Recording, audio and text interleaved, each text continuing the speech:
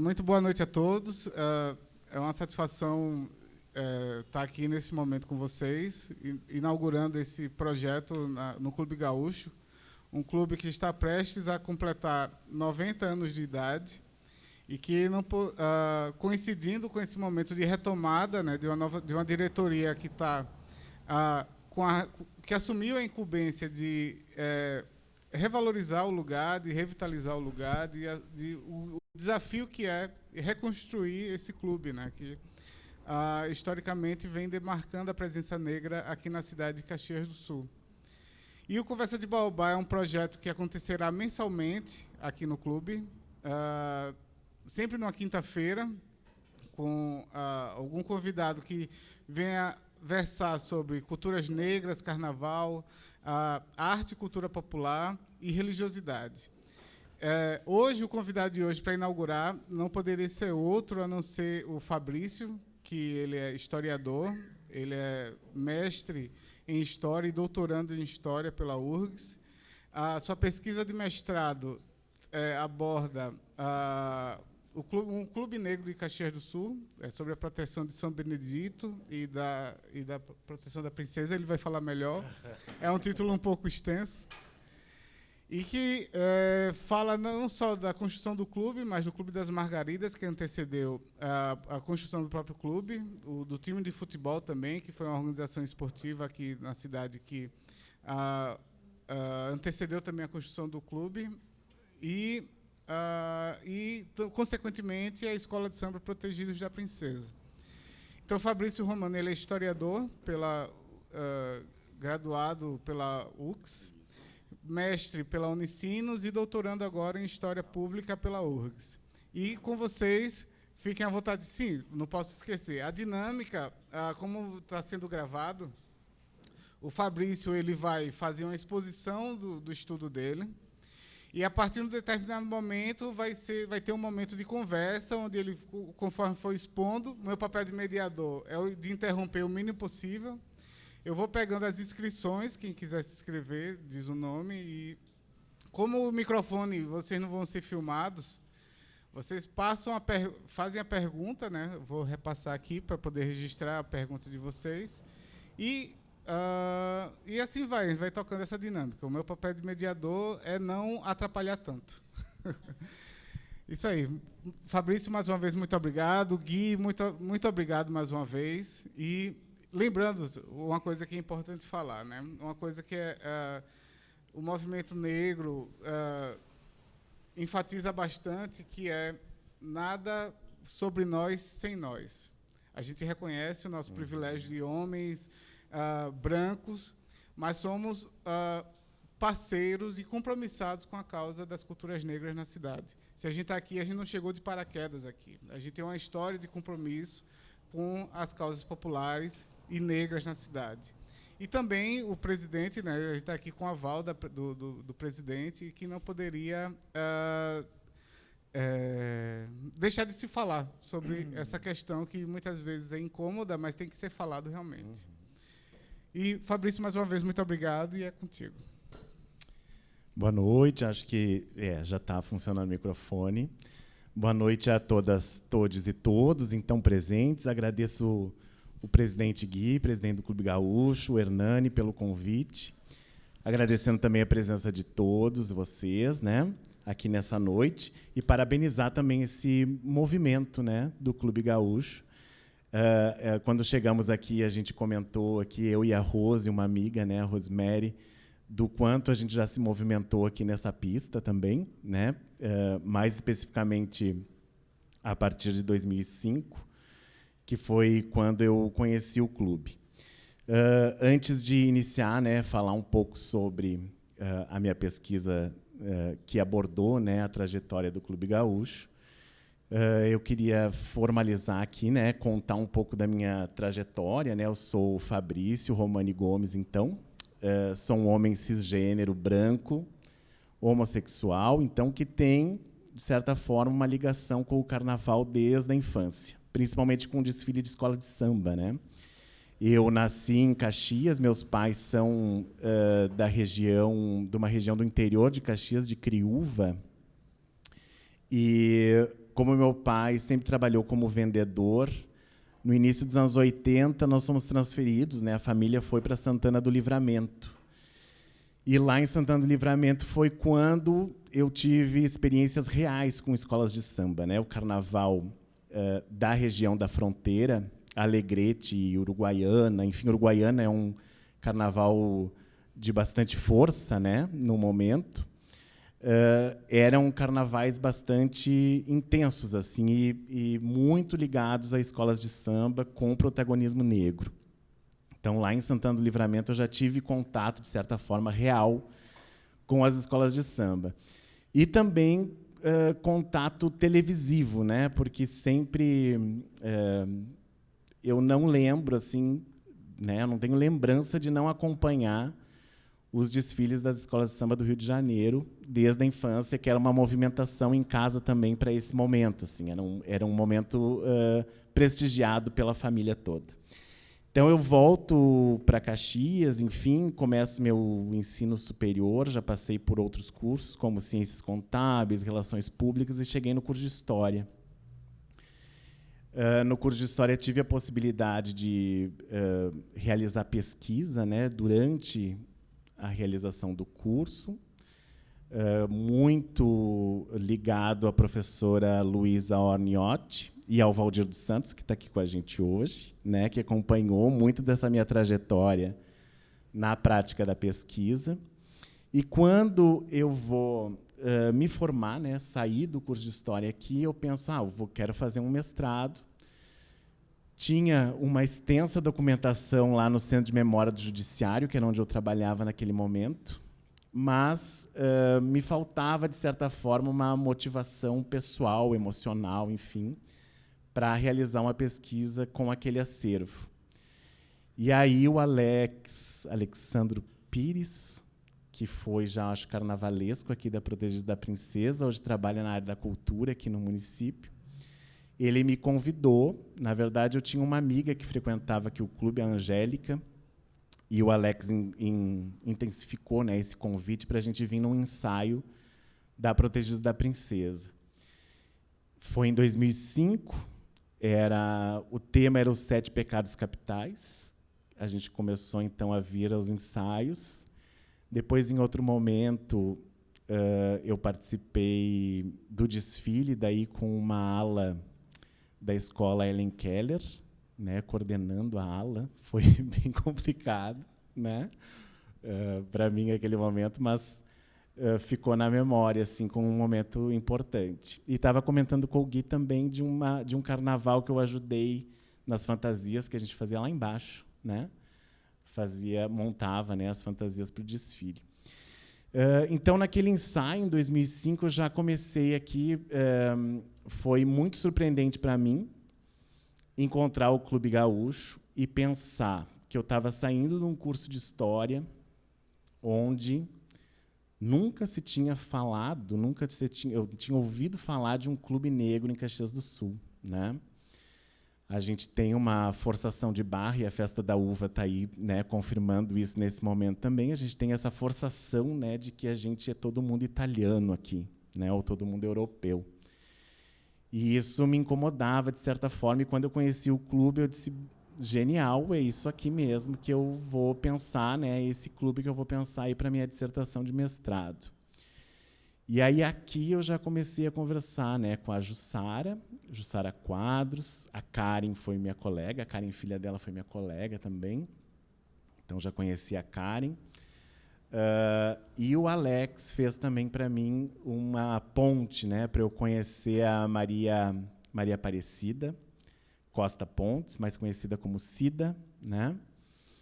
E a Maria Aparecida me recebeu na casa dela numa tarde e me confiou, né, uma grande parte da documentação que eu utilizei na dissertação de mestrado, né, atas, correspondências expedidas, correspondências recebidas, além, né, dos depoimentos dela e da mãe, que naquele momento ainda era viva, que foram possibilitando, então, a gente pensar e produzir uma dissertação de mestrado sobre o Clube Gaúcho, né? Começar a contar essa história. Uma das coisas, então, que eu fiz a partir de conhecer o clube foi mandar um e-mail, né? Naquela época não era muito o WhatsApp, a gente usava mais o e-mail. Isso é 2005, 2006. Eu mandei um e-mail para o professor Paulo Roberto Stout Moreira, que trabalhava naquele momento, né, na Unicinos. A Unicinos recentemente fez uma limpa, né, no curso de História. O professor Paulo foi, inclusive, um dos que saíram. E o professor Paulo me respondeu de forma muito gentil e acolhedora, assim, dizendo, não, é genial, a gente vai conseguir fazer essa dissertação, sim, né? E aí fiz o processo seletivo, eu fiquei em 7º lugar, tinham 6 bolsas, precisava de bolsa, né, para conseguir fazer, não era fácil, ainda não é fácil pagar a Unicinos. E aí, a partir de uma desistência, alguma questão interna, eu consegui a 6ª bolsa, né, e consegui iniciar, então, o mestrado e fazer esse trabalho, que foi finalizado em 2008 e depois publicado como livro em 2013. Né? Então, ele está, para quem quer acessar, ele está disponível, né, na biblioteca da Unicinos, das teses e dissertações, até porque essa pesquisa teve financiamento público, né? Então, ela é de acesso livre, gratuito. Mas aí também resolvi, né, pensar na publicação do livro para dar materialidade, né, para a pesquisa, assim, porque digital a gente parece. Eu sou apaixonado pelo livro físico, né? Eu tenho um pouco de dificuldade ainda de ler as coisas de forma digital. Então, foi publicado o livro em 2013. Aí eu fiz um investimento para a publicação dele. E ele está aí, né, desde 2013, circulando. Uma das coisas, então, que nessa pesquisa, né, eu tento evidenciar, né, é que Caxias do Sul ela nunca foi... deixa eu só lembrar aqui eu anotei, para não esquecer o nome das pessoas, todas elas que me ajudaram nesse início. Já falei da Maria Aparecida Costa Pontes, a mãe dela era Dona Undina Costa, que era esposa do seu Godofredo, que foi presidente do clube nos anos 70 e 80, 1970 e 1980. O Dilson e a Neuza Moraes, também frequentadores do clube, ela sobrinha da Dona Undina.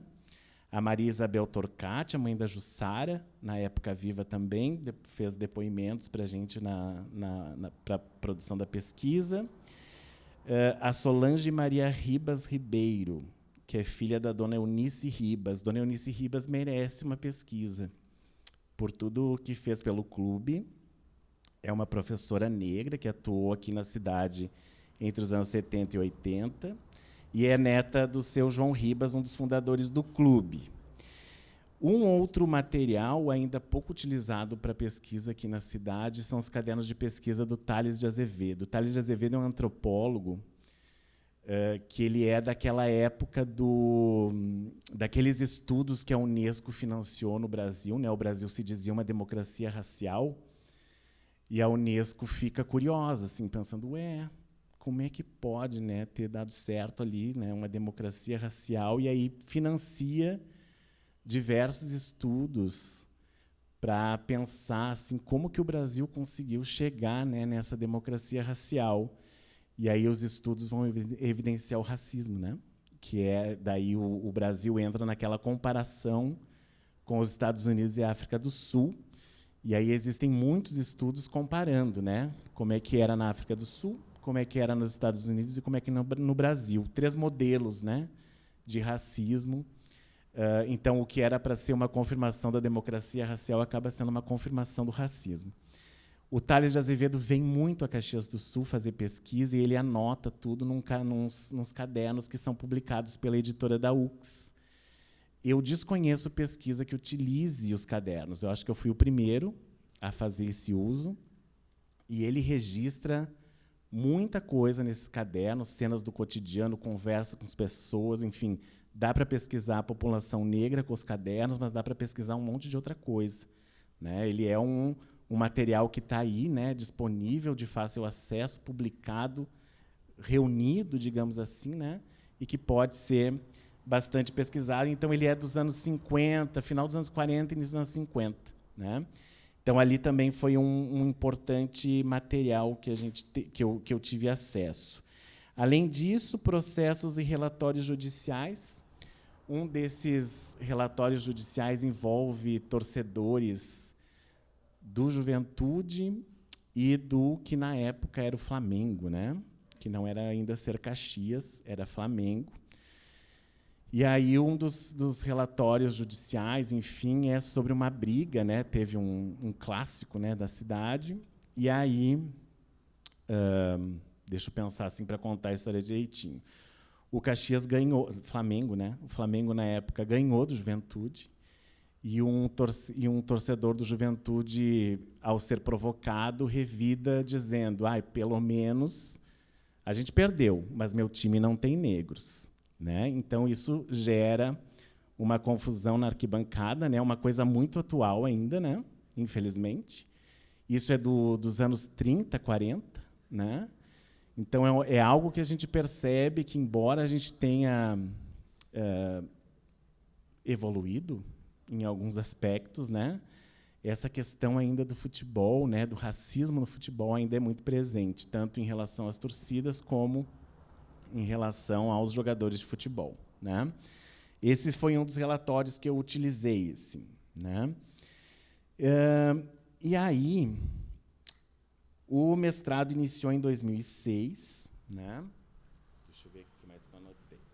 E aí, a minha primeira preocupação com a dissertação de mestrado era questionar essa italianidade de Caxias, né? Que eu, a partir do que eu consegui estudar, né, se percebe, né, que é algo construído, não é algo natural, né?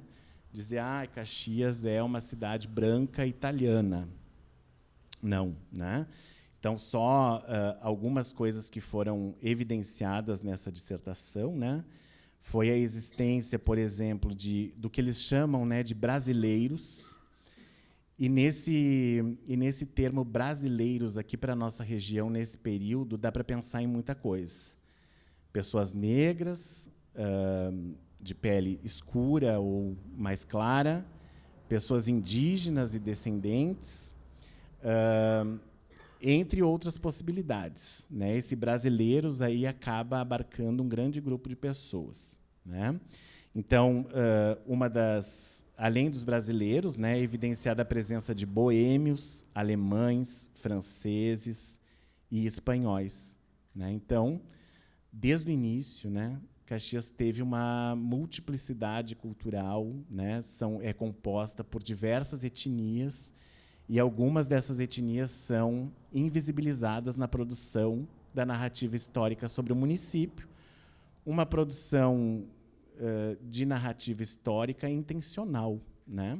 Se a gente pensar que a imigração tem como principal objetivo branquear a população brasileira, que no final do século XIX esse era um grande debate político, né, no Brasil, ainda imperial, de que quantas pessoas quantas pessoas brancas se precisaria trazer para clarear a população em menos tempo, já que a população indígena e negra era vista como uma característica do atraso do Brasil em relação a outras nações. Então, era preciso, né, na visão política do período, uma visão política racista, era preciso trazer gente branca para cá. E também não era qualquer branco. Né? Na época, o que era o branco ideal? O italiano, da Península Itálica, austríaco ou alemão. Branco espanhol, branco português, branco do leste europeu. Né? Não eram esses. Bem, né? Então, uma das coisas que a gente tem, já se acostumou, de certa forma, a dizer negro de pele escura, negro de pele clara, o branco também tem que se criar as suas tonalidades, né? Porque tem branco retinto e tem branco que não é retinto. Né? Então, pensar nessas possibilidades também da brancura, da branquitude. Então, não existia, né? Nunca teve essa homogeneidade cultural e populacional na cidade. Então, essas construções e reconstruções de identidade étnica, elas são sempre atualizadas. Né? Então, pensando que só se constrói uma identidade de um italiano aqui na região porque existem outras nacionalidades, existem outras etnias. Porque os estudos étnicos apontam, né? A gente só constrói identidade em contato com o outro, para dizer o que eu sou e o que eu não sou. E o não sou é me distanciando do outro, né? Daquele que eu considero não pertencente ao meu grupo. Então, essa presença é constante, né? E aí existem outros autores, né, que já trataram dessas questões. Então, por exemplo, tem alguns que aqui na cidade evidenciam, por exemplo, um lenço preto usado pelas mulheres lusas, descendentes de lusos. Uma determinada outra vestimenta para descendentes de alemães, enfim. Então, o que é considerado símbolo, né, das identidades é criado nesse contato, né? Então, e reatualizado sempre, nunca é estático, nunca é essa diferença, e essa diferença se perpetua para sempre. Não, elas são constantemente atualizadas. No caso da população negra, né, a gente tem uma questão também que, na época da dissertação, eu nem tinha pensado muito nisso, né, mas a gente tem uma presença, né, por exemplo, aqui na nossa região se afirma muito que aqui não teve escravidão, né? Não podia ter escravos, pessoas escravizadas na nossa região aqui de colonização italiana. Porém, na região de colonização alemã, que também não podia, já tem muita pesquisa mostrando que teve. São Leopoldo, Montenegro, Novo Hamburgo. Existem já diversos trabalhos sobre escravização em colônias alemãs. No caso da colônia italiana, a princípio não existem pesquisas evidenciando, né, essa presença de pessoas escravizadas aqui. Porém, né, a gente está, de certa forma, muito próximo de regiões que tinham muitos escravos, muitas pessoas escravizadas. São Francisco de Paula, Vacaria, essa região dos Campos de Cima da Serra, a circulação de população escravizada era grande, né? E o contato, a passagem, no mínimo, por Caxias do Sul era inevitável assim, para essas pessoas. Muitos deles tropeiros, enfim, fazendo outros serviços assim de locomoção mesmo, de tropas, enfim. E é uma presença, né, que não pode ser negada, né? Então, a gente tem, principalmente com o desenvolvimento econômico da cidade, né, a cidade também passa a ser uma cidade que chama pessoas pelas possibilidades que dá. Isso, hoje em dia, né, a gente vê também. Eu lembro, eu não trabalho mais aqui em Caxias do Sul já fazem uns 10 anos. Eu estou trabalhando no município de Farroupilha. E aí eu lembro assim que a gente chegava, há 10 anos atrás, eu chegava em sala de aula e perguntava quem não é de Caxias. Metade da turma não era mais, né, não era mais dessa região, vinha de outras, principalmente do sul do estado. Então, é uma cidade que também está em transformação, né, nessas questões.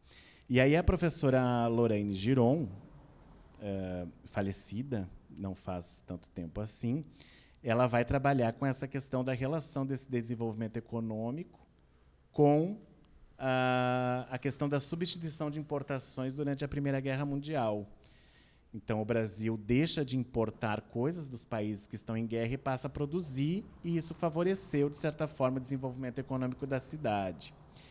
Nesse sentido, então, a gente tem a aproximação, a vinda de um número expressivo de população negra para cá, né? E aí existem registros da formação, que é engraçado, né, também, a forma como chamavam, né? Tinha uma região de Caxias nos anos 20, anos 10, 20, chamada de Colônia Brasileira, né, que é engraçado por estar no Brasil, né, ter uma região chamada de Colônia Brasileira. Tá? O Valentim Lazarotto, que publicou uma obra em 1981, né, que o nome da obra é Pobres Construtores de Riqueza, ele já encontra, né, naquele trabalho que ele fez, muitas pessoas negras trabalhando na metalúrgica Abramo Eberle. E aí também ele vai fazer uma reflexão sobre as ocupações que essas pessoas vão ocupar na metalúrgica, que eram as mais degradantes, digamos assim, né? O trabalho mais difícil era destinado a esses empregados negros e negras.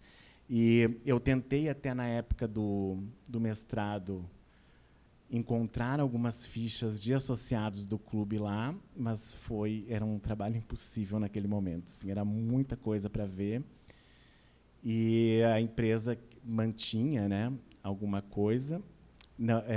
Era lá na saída lá para São Marcos, lá para Narrec, na Mundial. Então, lá tinha um arquivo enorme. A gente fica com muita vontade de ver, assim, o historiador fica com vontade de ver, assim, pensando, será que dá tempo de ver alguma coisa aqui, mas não dava. Então, é um acervo também importante, eu acho, que poderia ser pensado aí para ser disponibilizado, né, para pesquisa. Então, ali eu encontrei, né, algumas informações sobre a população negra em Caxias, assim, os trabalhos realizados. Aqui no... Deixa eu ver uma coisa aqui se eu não passei. Não. Uma das coisas que eu uso também, né, nessa construção assim, de pensar a população negra em Caxias do Sul é uma obra literária chamada Naneto Pipeta, que acho que todo mundo conhece, né? No Naneto Pipeta se faz um pouco dessas construções étnicas e étnico-raciais, né?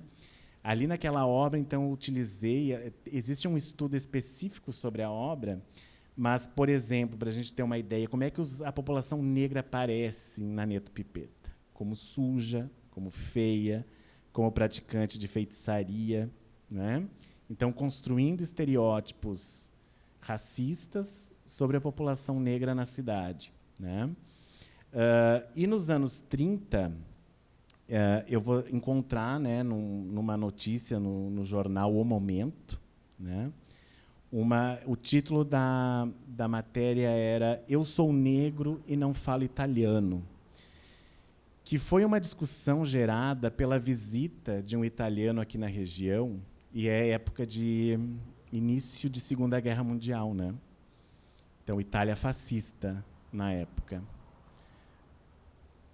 Dá para dizer na época. Embora continue de alguma forma o fascismo, né, na Itália e em outros lugares também, né, na época, né, saiu essa pessoa vem a Caxias, esse italiano vem a Caxias, faz um relatório e vai para a Itália e publica algumas informações. E ele diz, entre outras coisas, que Caxias é uma pequena Itália fora da Europa. Isso gera uma série de debates aqui na cidade, porque o que as pessoas querem naquele momento? Afastar a Itália, a presença da Itália aqui na região, no município, assim como a presença alemã, né? Então, para as pessoas naquele momento, dizer assim, afirmar uma italianidade era algo difícil, porque estava sendo relacionada com o fascismo, né? Então, essa matéria vem para evidenciar a brasilidade de Caxias. E é no período que surge o Clube Gaúcho, né? E o Clube Gaúcho vai estar muito envolvido nessas questões, por exemplo, com execução de hino nacional, a presença do Clube Gaúcho fazendo a execução do hino, né? Mostrando, de certa forma, o quanto Caxias era brasileira naquele momento. Tá? E aí a gente fala também da questão, né, dessa presença, mas dessa invisibilidade. Embora estejam presentes, são colocados sempre num lugar de invisíveis, né? Então, não é... Quando eu decidi fazer a pesquisa, não foi uma nem duas pessoas que disse para mim é insignificante o número de negros em Caxias. É insignificante isso, é insignificante aquilo. Como se, né, a história, como se eu pretendesse fazer uma história generalizante, assim, totalizante, eu ia escrever toda a história, eu ter essa pretensão, né? Então, esse discurso, né, foi muito presente durante a produção. E aí eu marco essa presença que é invisibilizada porque, na época, também se fala muito de duas regiões de concentração de população negra na cidade, a zona do Burgo, né, e a zona do Cemitério, que o Mário Gardelin, inclusive, vai chamar a região de África. Né, a zona do Cemitério, ele, né, chama de África devido à concentração de população negra.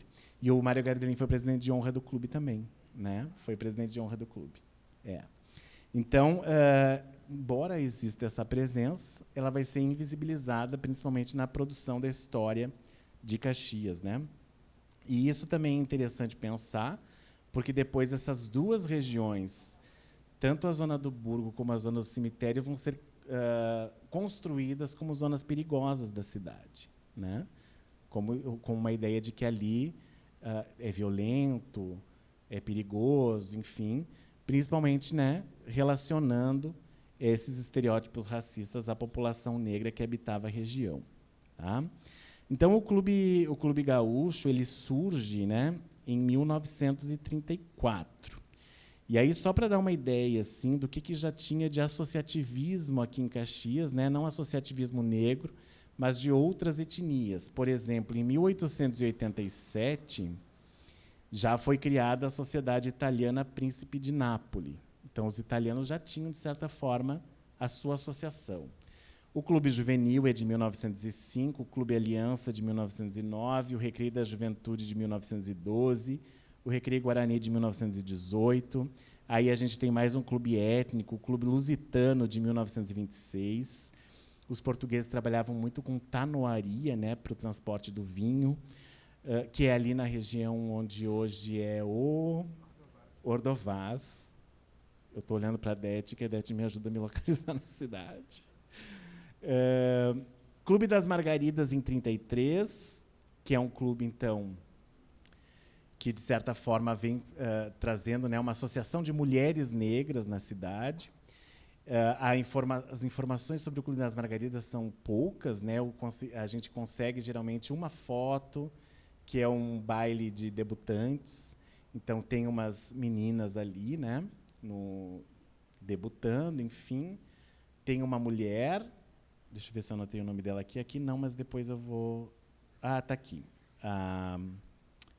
Iracema Nair Vieira.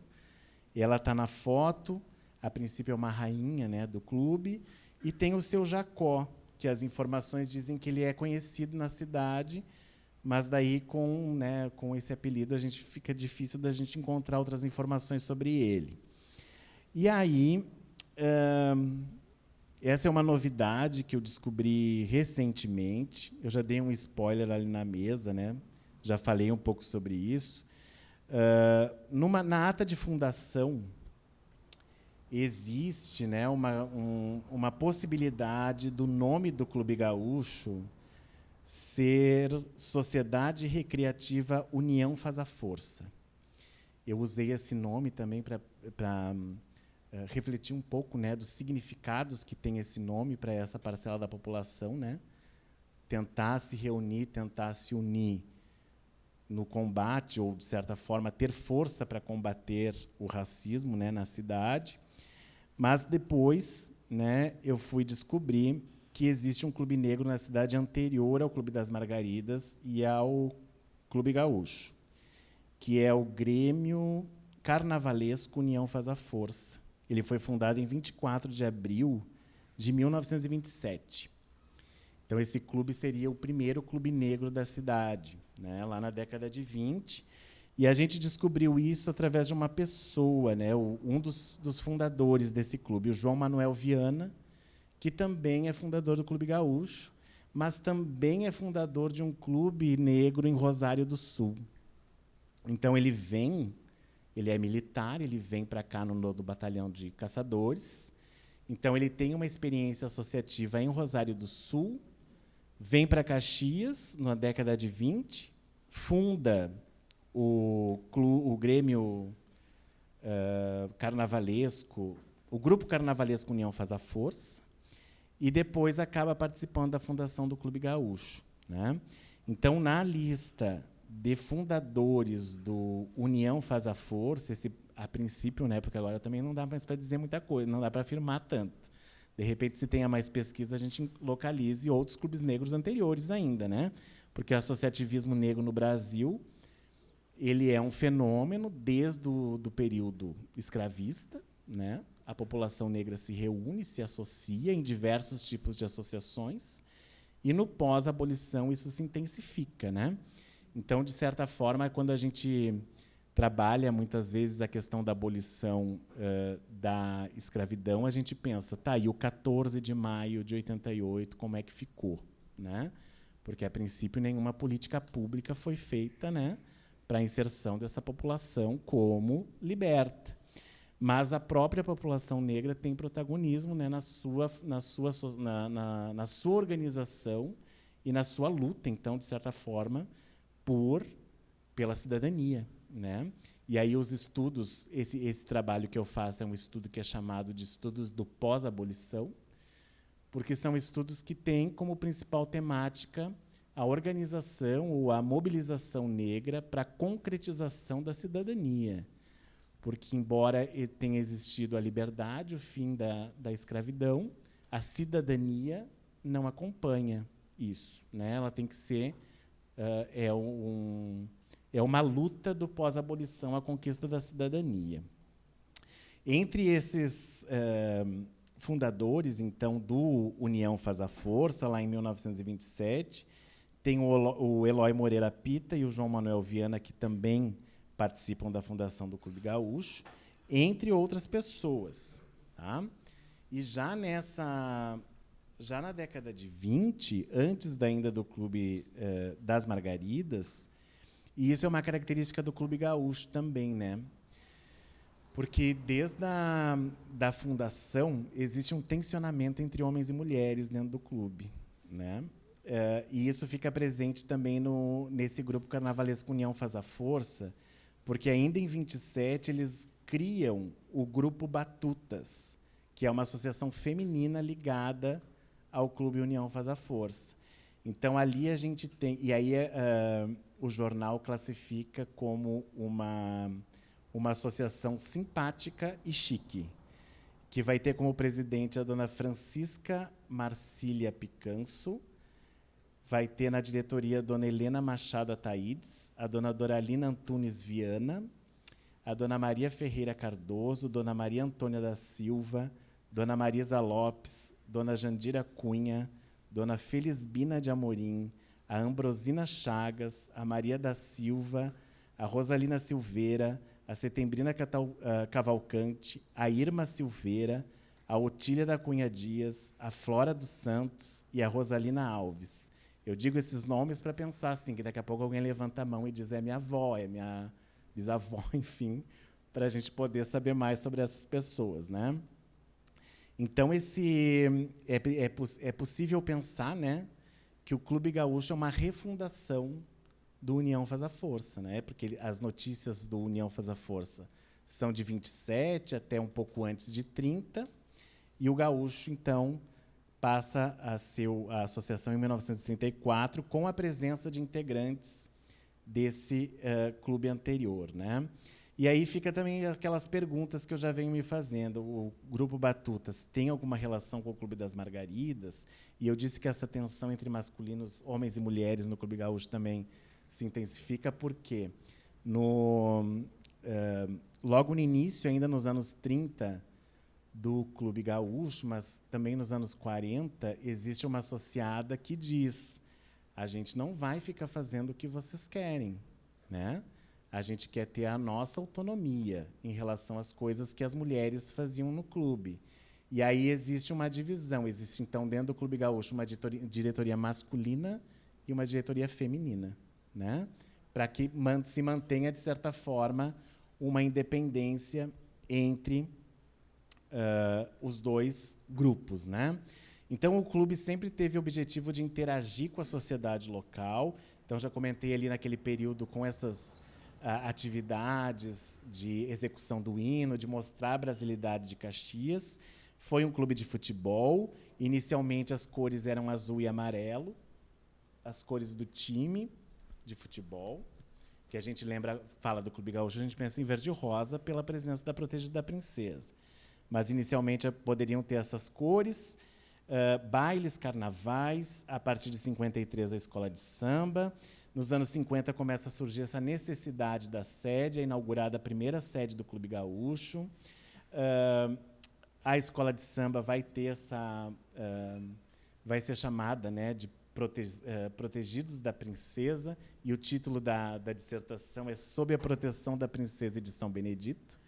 Então, tem a proteção da princesa, uma figura, né, que passou a ser bastante questionada na história da população negra, principalmente a partir dos anos 1970, com o movimento negro unificado, né, pensando a ideia do protagonismo em relação à escravidão, ou seja, o protagonismo não é da princesa Isabel, o protagonismo é do Zumbi dos Palmares, né? Então existe essa discussão iniciada aqui no Rio Grande do Sul pelo Oliveira Silveira, do grupo Palmares, uma organização do Movimento Negro de Porto Alegre, que inicia nessa discussão aí sobre a necessidade do 20 de novembro em substituição ao 13 de maio. E o São Benedito aparece aqui como protetor também, porque em muitas das atas a reunião é iniciada pedindo, né, a proteção de São Benedito, um santo muito relacionado à população negra no Brasil, né? Então, de certa forma, né, uma afirmação da negritude, né, das pessoas que compõem o clube.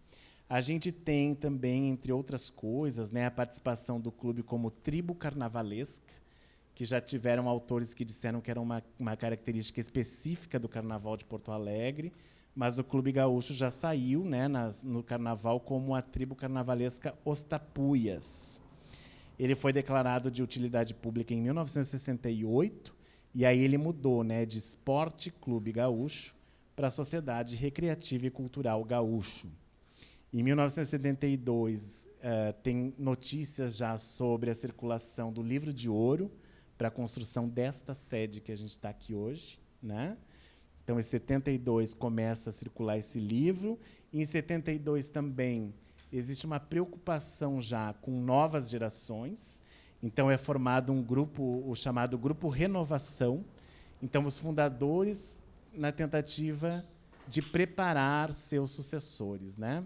Então, fundam esse grupo, né, que vai ser a renovação do clube.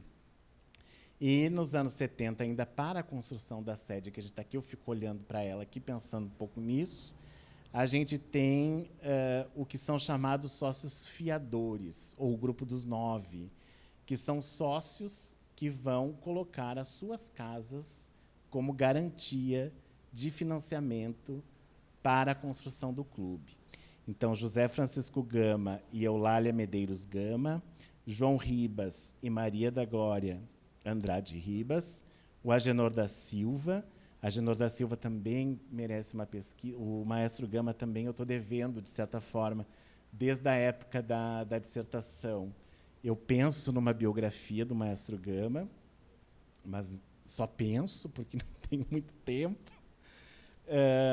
O João Ribas e a dona Maria Andrade Ribas. O Agenor da Silva também, que é uma figura importante no movimento operário. Eu acho que é um dos primeiros negros a concorrer a vereador aqui na cidade também. Uma figura interessante. Tem uma entrevista dele no banco de memória do acervo do Arquivo Municipal, né? Infelizmente, é uma entrevista já com ele, com a idade dele avançada. Então, em muitos momentos da entrevista, a entrevistadora coloca que não escutou muito bem o que ele falou, né? Infelizmente.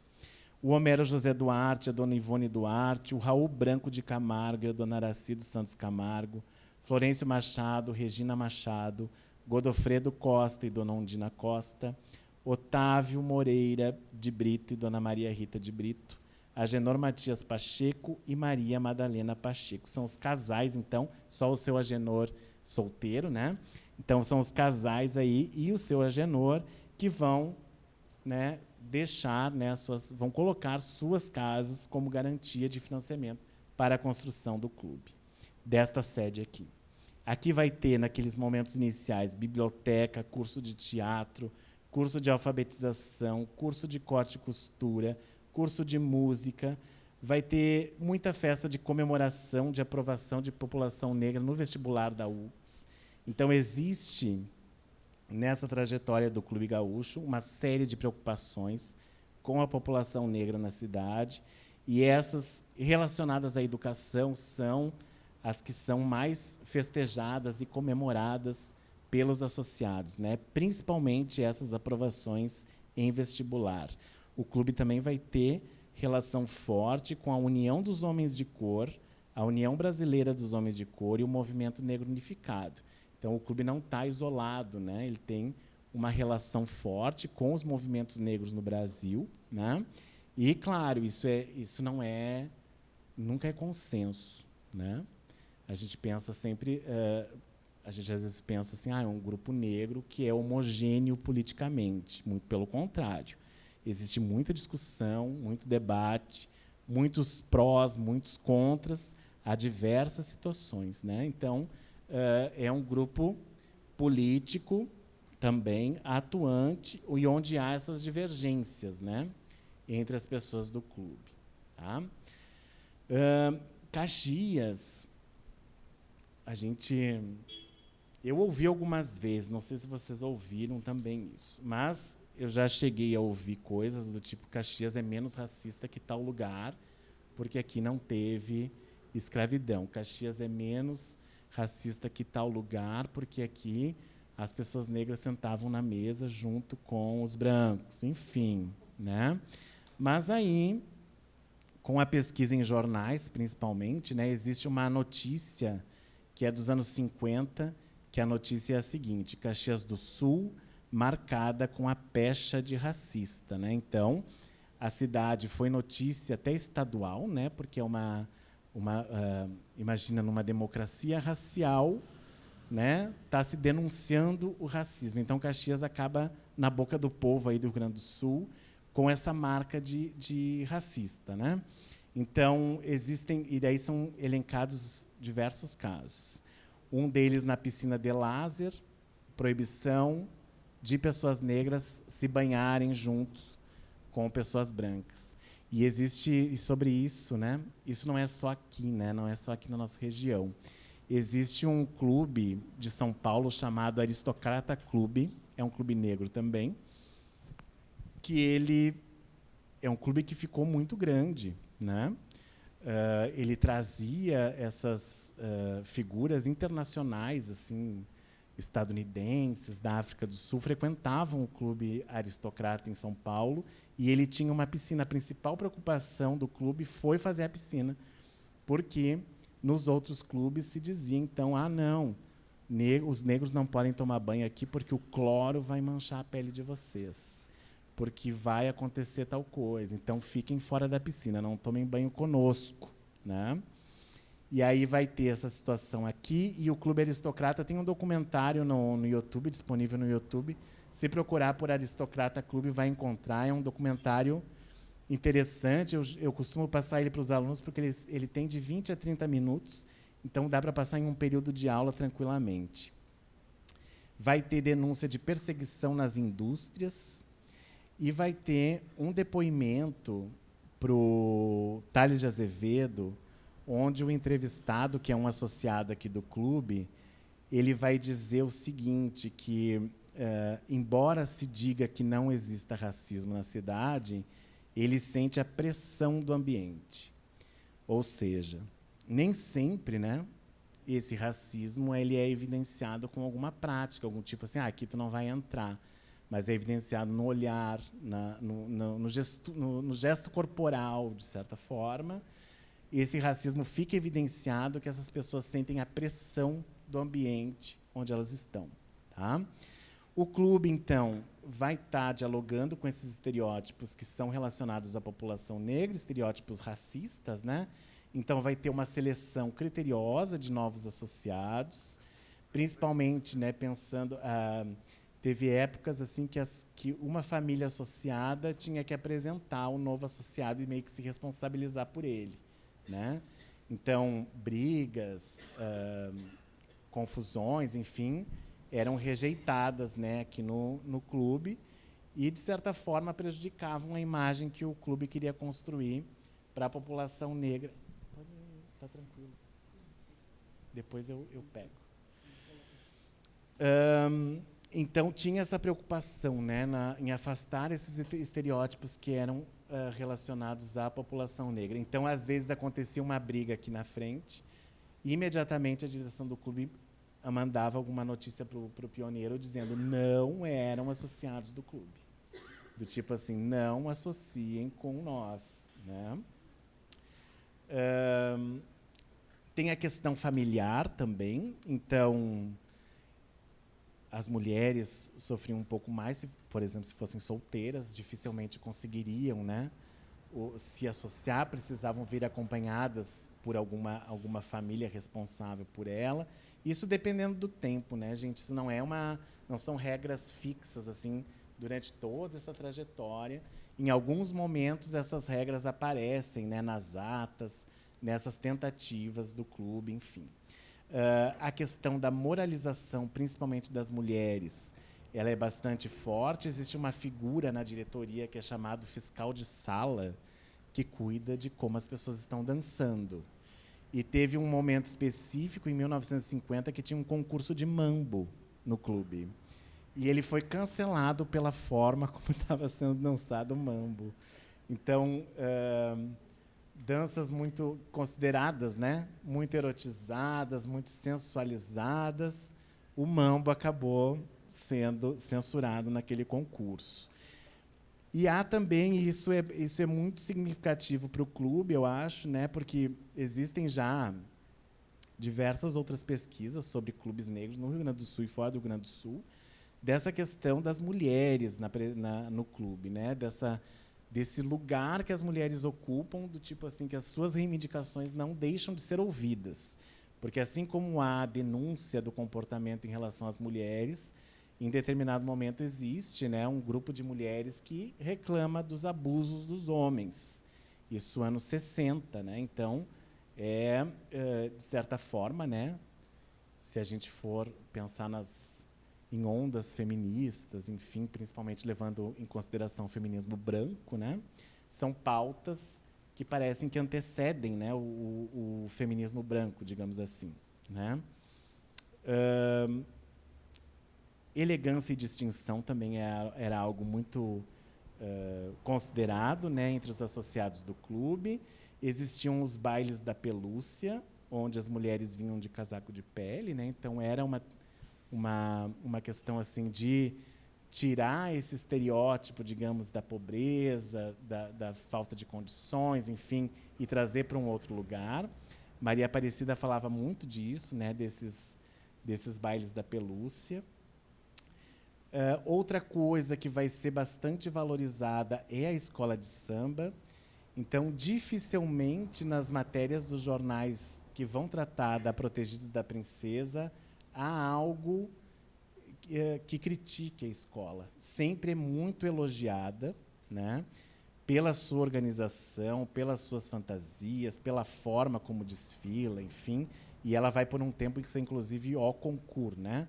Ela vai poder desfilar, mas não vai disputar com as outras, porque seria, né, de certa forma, desleal com as outras fazer a Protegidos entrar na competição. Teve também a existência da escola também gerou discussão nos anos 80, tanto que parte do clube sai, em alguns anos, não sei se 1 ou 2 anos dos anos 80, como Império Serrano. Né? A escola, a Protegidos, não vai sair naqueles anos, e aí as pessoas que são mais ligadas a Protegidos e querem desfilar no Carnaval vão fundar uma outra escola, então, chamada de Império Serrano, enquanto a Protegidos não volta a desfilar. Temos também a questão, né, da beleza, que a partir do que se considera, né, um ideal de beleza é sempre branco, europeu. Né? A gente tem, então, uma série de concursos de beleza no clube, a gente tem bailes de debutantes, e a gente tem, né, uma participação do clube já em 1986 no concurso para escolher a Rainha da Festa da Uva, com a Joana Lúcia Torquato. Né? Ela vai participar do concurso. Eu não consigo afirmar se é a primeira a participar pelo clube. Não. O Valdir já está me dizendo que não. Mas a primeira informação que eu encontro, eu acho, sobre a participação é com a Joana. E na última escolha, eu até acompanhei, a Rose acompanhou, nós estávamos acreditando que era a hora da concorrente negra chegar, né, entre as 3. A gente foi muito otimista, né, achou que ia dar tudo certo, mas infelizmente não deu. E o clube faz alianças desde sempre também, né? Então, além dessas alianças com a Liga de Defesa Nacional, inicialmente, e aí tem ligação com diversos partidos, da esquerda, da direita, do centro, tem PCB, tem PDC, tem PSP, partidos já que não existem. O PCB está aí na ativa, né? Mas o PDC, que era o Partido Democrático Cristão, né? Então, o clube, a gente percebe com essas relações que o clube faz, o interesse é com o clube, de certa forma, né? As alianças que são feitas não são muito pela questão partidária ideológica dos partidos, né? Era a busca pelo fortalecimento do clube. E aí, na dissertação, eu também trago, né? Eu acho que são mais de 20 clubes, dessa relação que o Clube Gaúcho vai ter com outros clubes negros no estado do Rio Grande do Sul e no estado de Santa Catarina. Então, são diversas as correspondências recebidas e expedidas, né? Divulgando festa, divulgando baile de debutantes, shows, etc., para que essas pessoas mandem, né, suas comitivas, suas representações, enfim, e geralmente elas vêm, né? E a dissertação acaba conversando ou refletindo um pouco sobre, né, o jogar futebol ou brincar o carnaval na rua. Então, sempre nessa tentativa de interação com outros grupos, o clube inicialmente opta, né, pelo jogar futebol, assim, né?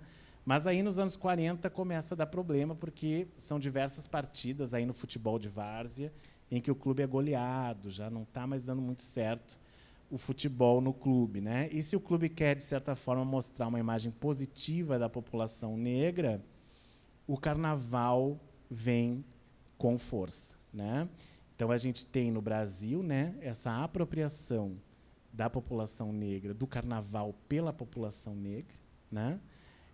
Fazendo do carnaval boa parte do seu instrumento de luta também, né? E quando o Hernani comentou que agora eu pesquiso, estou em outra pesquisa, né? Eu devia estar finalizando, mas eu não estou. Eu faço uma pesquisa sobre as escolas de samba do Rio de Janeiro, do Grupo Especial, pensando essas escolas de samba como historiadoras públicas, né? Como produtoras de história, não só como reprodutoras, mas que elas produzem história à sua maneira e divulgam o conhecimento histórico através dos seus desfiles. Então, é nessa que eu estou no momento, né, pensando o carnaval não, mas a ideia é mais pensar a escola de samba mesmo como uma historiadora pública, né, como uma produtora de história. E, para finalizar aqui, para a gente poder conversar, e aí eu vou tomar água, tem relação...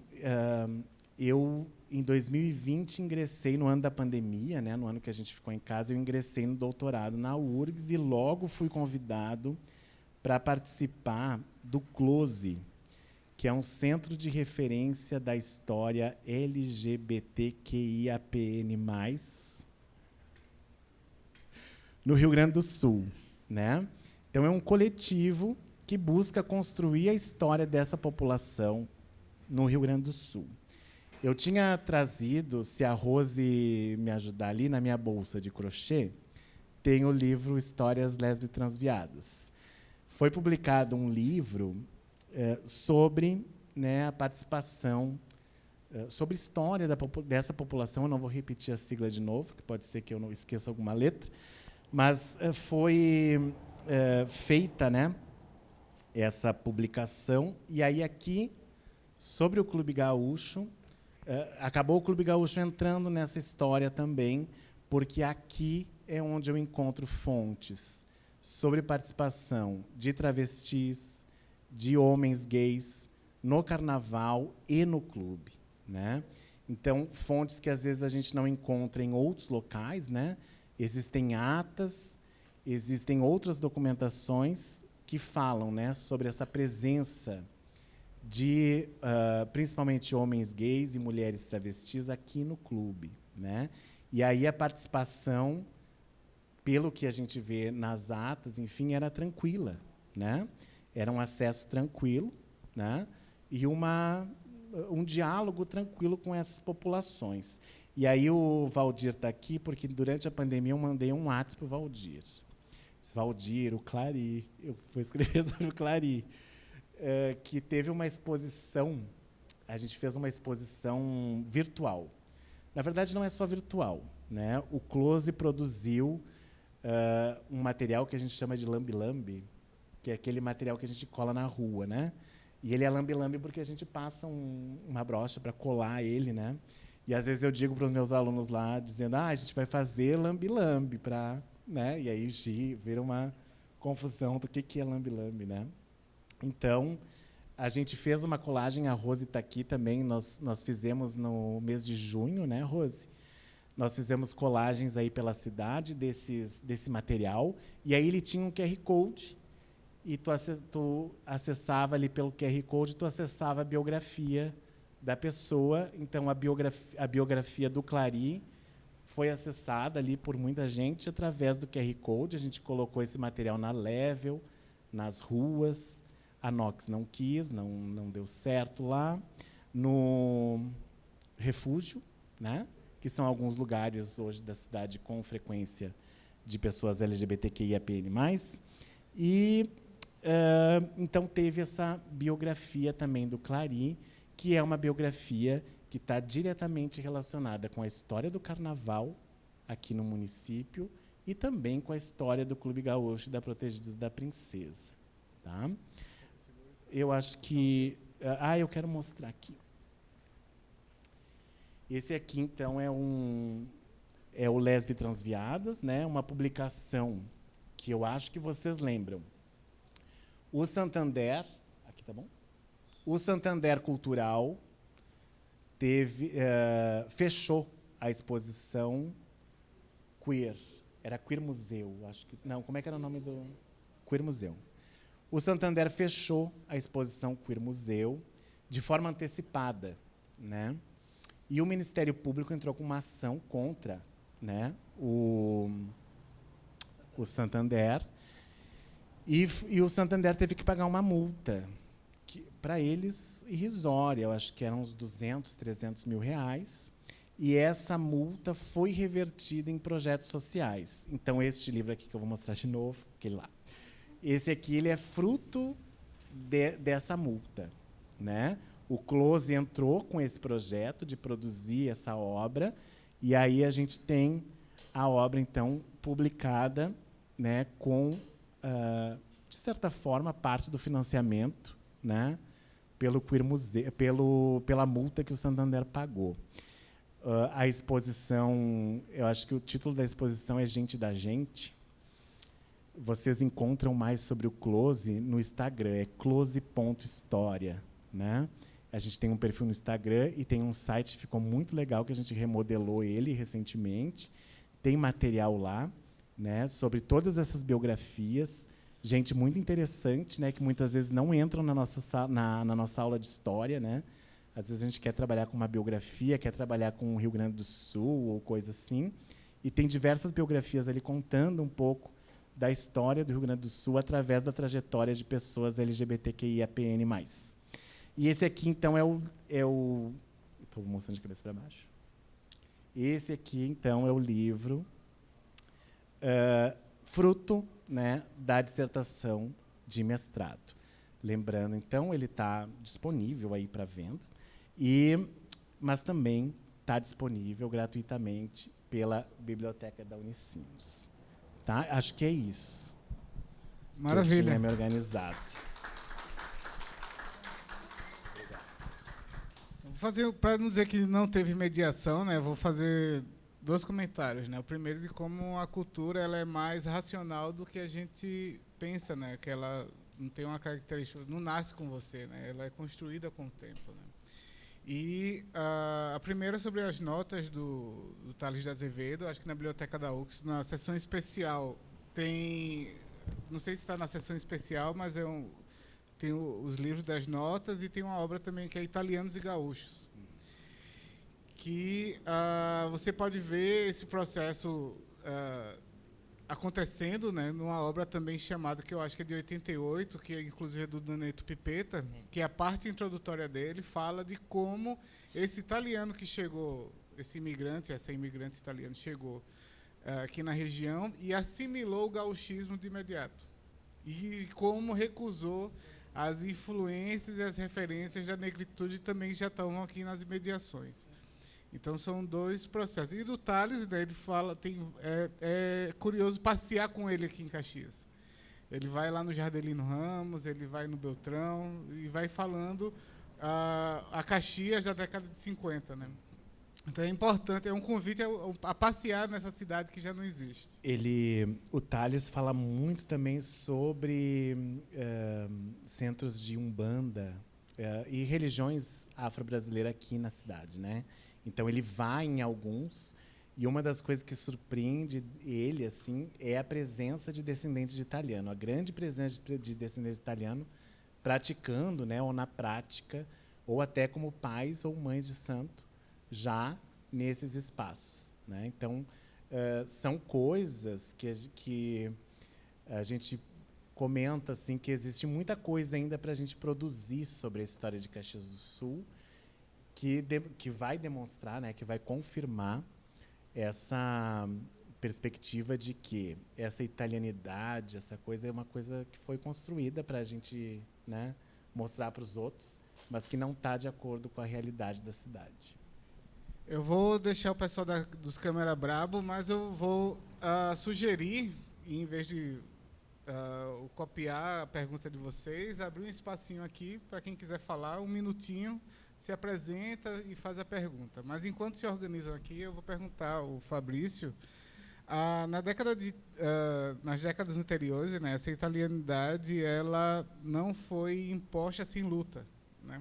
Teve a administração portuguesa, teve a disputa dos italianos para o controle político da cidade, depois vieram os nacionalistas, a Dante virou Rui Barbosa, né? Teve todo esse processo. Como essa brasilidade, que hoje em dia também está em disputa, como é que ela oscila na história, às vezes para as camadas mais populares e outras vezes ela orbita para as camadas mais privilegiadas? É interessante também pensar, né, que na trajetória do clube, essa brasilidade também ela transita, dependendo muito do contexto. Né? Então, temos o que é brasilidade lá nos anos 30, né? É pensar a presença, né, da figura do brasileiro, daquele mesmo que não fala italiano aqui na cidade. Né? De certa forma, essa contraposição que vai ser feita, para além, né, das questões de tom de pele e tal, né? Para além das questões étnico-raciais, essa questão, né, essa ligação ou essa exaltação do nacional naquele período está muito relacionado com a busca do afastamento dessa italianidade que, na época, é entendida como a presença do fascismo. Né? Mas isso, na história, na trajetória do clube, é interessante observar, assim, porque lá nos anos 70, o Mário Gardelin vai afirmar, eu acho que é o período em que ele vai ser presidente de honra, ele vai estar presente muito nessa ideia assim, aqui é um Brasil, aqui é um pedaço do Brasil, e até ele tinha propostas interessantes que hoje a gente estava conversando aqui antes dessa exposição, enfim, ele tinha a pretensão de fazer do Clube Gaúcho também um ponto turístico da cidade. Né? A ideia deste clube como um ponto turístico esteve presente, né, nos anos 70, nos anos 60, na história desse clube, como uma ideia de que os visitantes que vêm a Caxias para a Festa da Uva, para ver a italianidade, para ver essa cultura da branquitude caxiense, ela vai poder também experimentar um pouco da brasilidade que tem no município de Caxias, né? Então, os usos e os abusos da nacionalidade, né, eles estão presentes aí em diversos contextos, né, da história do Brasil. Embora, né, esse momento atual, né, de certa forma, se a gente viajasse no tempo, se tentasse trazer o início do Clube Gaúcho para agora, e o Clube Gaúcho colocar bandeiras do Brasil e cantar o hino, ia ser entendido de uma forma completamente diferente, né? Até tem essas discussões também dialogam, né, com a presença de negros e negras no movimento integralista, né? Que é o caso do Abdias do Nascimento, né? O Abdias do Nascimento chegou a participar desse integralismo. Mas aí também a gente precisa pensar no que o integralismo estava propondo, né? Uma nova abolição, negando a abolição que tinha acontecido. Não, agora vamos ter uma nova abolição, né?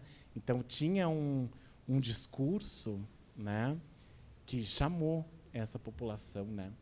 Mas hoje a gente já, de certa forma, afasta, né, essas ideias mais extremistas, né, de extrema direita, dessas figuras negras que passaram pelo integralismo, porque parece assim, quando se deram conta do que era mesmo, saíram por ali, né, saíram pela porta da frente e deram tchau pro movimento. Então acho que é interessante assim pensar nessas questões e pensar o quanto, né, essas questões do nacionalismo são usadas de maneiras distintas. O próprio carnaval aqui, a Escola de Samba Protegida da Princesa vai circular a região, a convite de prefeitos e coisas. E aí a prefeitura de Caxias vai mandar, né, vai custear, isso aqui, essa escola de samba é aqui da nossa cidade, né, envia como uma representante de Caxias, né, como um grupo cultural que representa Caxias, né. Há anos atrás a gente ganhou um título, né? Caxias ganhou um título de capital da cultura. E essas discussões vieram muito presentes ali, né? No ponto de vista de alguns, né? Faltava essa questão da valorização de uma diversidade cultural para a gente conseguir esse título. Porém, né? Eu acho que é um pouco disso. Assim, se a gente for pensar um pouco na história do município, né? Na produção da narrativa e de buscar esses elementos culturais, eu acho que a gente vai encontrar muito incentivo a outras culturas que não só a, né, italiana ou a branca italiana. Está aberto, gente. Se quiser perguntar, pode vir aqui. Senhor Valdir, o painelista do próximo mês. Pois é. Boa noite, obrigado pela oportunidade. Só a título de acréscimo às informações do Fabrício, eu me lembro que em 1974, 78, foi eleita a Margarete Trevisan como rainha da Festa da Uva. E me lembro que no baile estava o seu Godofredo na mesa, que eram em clubes, na mesa acompanhando a candidata da rainha do Gaúcho. E por outro ângulo, em inúmeros bailes de debutantes, no juvenil, no guarani, no recreio da juventude, sempre tinha uma representante do Gaúcho, uma debutante convidada. E há outro detalhe que não sei se está nas suas anotações, um clube chamado Floresta Aurora, que era atrás do quartel, que era um clube de negros. Grande maioria era negros. Eu cansei de ir a bailes de carnaval, a eventos no Floresta Aurora, que o nome nunca esqueci, Floresta Aurora. Era um clube pequeno, modesto, mas existiu. Descendo a rua Miguel Muratori, passa os trilhos, à esquerda era o Floresta Aurora. Então, acho que não sei quanto tempo existiu, não sei por que terminou, mas eu me lembro de ter ido lá. Porque quando nós tínhamos as comitivas de carnaval, nós chegamos a visitar 30 bailes numa noite. Já deixa o spoiler para o mês que vem. Pois é, 30 bailes numa noite, e no Floresta Aurora a gente foi várias vezes. Então, não é nenhum delírio meu, não é nenhuma fantasia. Era fantasiado, mas era de verdade. Obrigado. Mês Gente, que vem tem mais história do seu Valdir. Valdir é uma figura importantíssima aqui do Carnaval de Caxias, né? Eu tive o prazer de conhecer o Valdir na UX, né? E agora fazendo, né, pesquisando principalmente sobre, e aí eu conversei com ele sobre o Clari. Nas pesquisas, nos jornais, enfim, está sempre a presença dos dois movimentando o Carnaval de Caxias. Um pouco do que, então, eu lembro que uma primeira vez que eu fui no Bloco da Velha, eles tinham uma musiquinha que dizia: agora Caxias tem, não sei, tem povo na rua, uma coisa assim. E eu pensei, gente, que isso? Né? Apagando, de certa forma, a trajetórias de pessoas como o Valdir, como o do Clari, que estiveram envolvidos desde os anos 70, né, Valdir? Que vocês estão aí na frente desse carnaval aí. Então vai ser uma ótima. Fica o convite aí para o nosso próximo encontro, que vai ser ótimo aí para quem quiser saber sobre o carnaval da cidade. Alguém mais? Então, Só vamos fazer agora. Eu falei do carnaval da cidade e eu já pensei também em pesquisar uma coisa, né, aqui na cidade, assim, porque não é só esse carnaval de rua que a gente tem, né? Lá nos anos 20, 30, a gente tem mulheres de elite da cidade sendo as rainhas do carnaval. E eu acho muito interessante uma ideia que eu tenho, que é pensar a história do carnaval nessa mudança, assim, quando que muda dessa rainha da elite para a rainha popular, né? Pensar de quando ocorre essa transição, Valdir, desse carnaval mais da elite para um carnaval mais popular. Acho que eu fiquei pensando que pelas rainhas dá para a gente pensar em ver quando essa transformação acontecendo.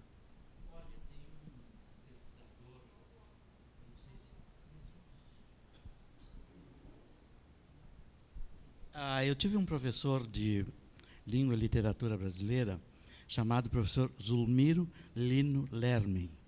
Ele era um especialista em língua portuguesa, língua indígena, tupi-guarani, e ele falava muito sobre a questão do negro e do gaúcho. Eu acho que tem que pesquisar alguma coisa numa página que ele tinha no Pioneiro, chamada Gautierama Ura, que em tupi-guarani quer dizer a poesia da terra do homem que canta triste. O professor Zulmiro era uma figura incrível. Ele era um gringão, na maior concepção da palavra, e ele tinha um aspecto muito interessante, porque ele era um apaixonado pela língua, pelo idioma, e ele, na Segunda Guerra Mundial, ele foi proibido, quase banido de Caxias, porque ele só falava italiano quando ele queria, e era proibido falar italiano. E ele sofreu essa pressão, houve movimentos, coisa e tal, quando se trocou o nome de Praça Dante Alighieri para Rui Barbosa, foi em função do italianismo proibido, né? Foi negado, por causa que a Itália era fascista, e aí ele continuou insistindo. E ele era muito divertido, porque ele contava que ele tinha sido preso, que ele tinha ficado uma noite na cadeia, coisa e tal, porque ele se recusava a falar português, ele falava italiano.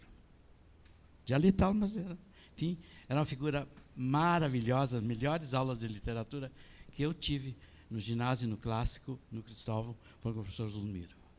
Não é? Então, acho que é uma pessoa que merece uma bela pesquisa. Muito obrigado.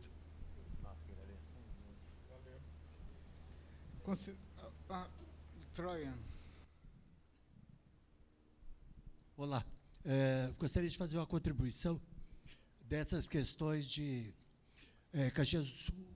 Caxias do Sul como capital nacional da cultura, e o movimento que está acontecendo hoje nos questionários ou nos formulários dos projetos de leis de incentivo. Então, falando primeiro sobre essa questão deste título conquistado,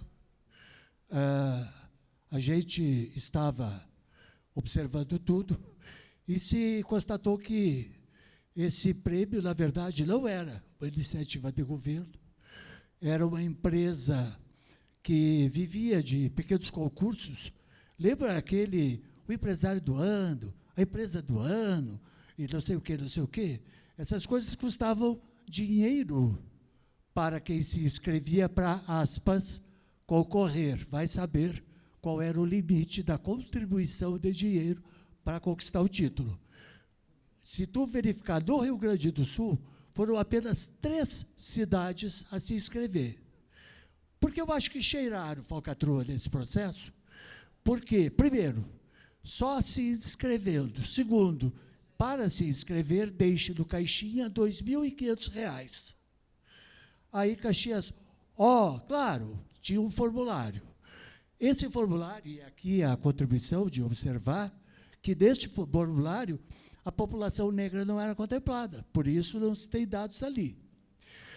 Aí, na sequência dos fatos, e arremetendo já ao século XXI e os anos 2024, a gente tem recebido e percebido que, nos formulários para conquista de prêmios de valor de financiamento cultural público, está lá o item valendo pontos da participação de negros, de mulheres, de indígenas. Se tu tiveres esses itens, esses elementos, esses participantes do projeto, dentro dessas áreas, tu vais conquistando mais pontos para atingir, né, algum ponto de graduação que te seja contemplado. Então, ver que as coisas estão andando, né? Estão andando. Devagar, mas vão andando. Então, era isso.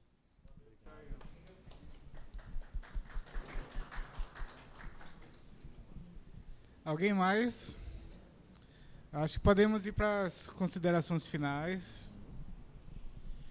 Gente, quero agradecer novamente o convite, né? Espalhem, né, o convite para as próximas atividades aqui da nossa conversa de Baobá, né? Para que acho interessante. Eu e Rosa chegamos aqui hoje, sim, ficamos felizes assim em ver o clube aberto, recebendo pessoas, enfim, dialogando, né, com a sociedade.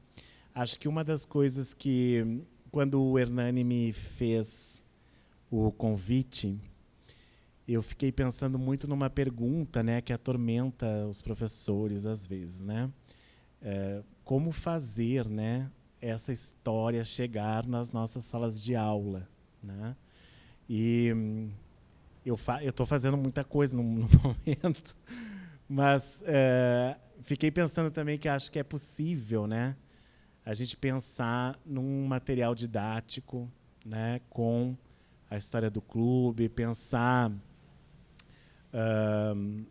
algo assim de fácil acesso, um PDF, uma coisa assim, porque a gente sabe que se não vai pronto é difícil das pessoas usarem, mas pensar, né, num material inicial, pelo menos, para que essas histórias, né, para que essas pessoas que eu citei aqui, essas pessoas que deram as suas casas, enfim, como garantia para a construção do clube, isso não tenha, de certa forma, sido em vão e seja lembrado, né, como parte do movimento social negro de Caxias do Sul, que está presente aí na cidade desde os anos 1920. Né? Então, é importante pensar nisso, não só para desmanchar um pouco dessa ideia branca da cidade e da região, mas também o momento é fundamental, né? Não sei se em algum momento não foi, né? mas a gente vê na sala de aula, a gente vê nos espaços, enfim, na televisão, etc., nas mídias sociais, a necessidade da gente estar discutindo racismo, o que é racismo, como é que a gente combate. E aí, às vezes, eu fiz uma experiência recente com alunos do 2º ano do ensino médio, em que um aluno me disse assim, um aluno branco me disse: professor, eu não vou falar sobre isso, porque eu não tenho lugar de fala. E aí eu disse, bom, então a gente primeiro vai ter que discutir o que é lugar de fala, né? Porque todos nós temos lugar de fala, e no nosso caso, pessoas brancas, o nosso lugar de fala sobre o racismo é um lugar do privilégio, né? E a gente não está isento da discussão, a gente não está isento de evidenciar, de certa forma, os privilégios que a gente tem com essa estrutura racista. Então, de certa forma, a gente está do outro lado do racismo, né? Não do lado da vítima, da pessoa que sofre a opressão e a negação de muitos direitos com o racismo, mas a gente está do lado do privilégio. E isso faz com que não faz com que a gente tenha que se silenciar sobre o racismo, né? A gente deve assim falar sobre o que são os nossos privilégios e quando a gente está privilegiado, se a gente está disposto mesmo a abrir mão deles para a gente ter uma sociedade mais justa e democrática realmente, né? Então, agradeço a presença de todos, o convite, e sempre que for possível, né, e for da vontade, podem me chamar que estarei presente. Obrigado. Valeu demais.